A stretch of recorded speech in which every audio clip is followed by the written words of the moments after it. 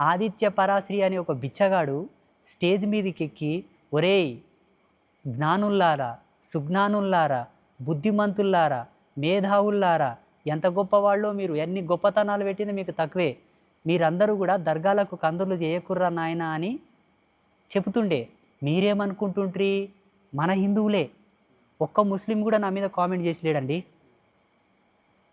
ఈ మధ్యలో శివాజీ విగ్రహ ఆవిష్కరణలకు పోయిన తోట అంతా అదే సంత చెప్పొస్తాగా. ప్రస్తుత వర్తమానానికి ఏది అవసరమో అదే సందేశాన్ని ఇచ్చాను నేను. నాకు చెప్పనిక జ్ఞానం లేక కాదు, చెప్పనిక కంటెంట్ లేక కాదు. ఒక్కొక్క సభలో నా విజ్ఞానాన్ని కనుక వివరించి చెప్తే ఇంద్రజాలికులు అయిపోతారు, మీరందరూ మంత్రముగ్ధులైపోతారు. ఎందుకంటే వాగ్దేవత ధ్యాన సంపన్నుని నేను. ఆ చాతుర్యం లేక కాదు. వర్తమానంలో జీవుడికి ఏ జ్ఞానం అవసరమో, ధర్మం వైపు మన మనసులు ఎలా నడవాలో అదే నేను చెప్పాను. ఏమైంది? మన హిందువులే, మన వాళ్ళే తాత ముత్తాతల కానుంటి మౌలాలికి పీరు పట్టిట్టాడు, కథల సావులకు పీరు పట్టిట్టాడు.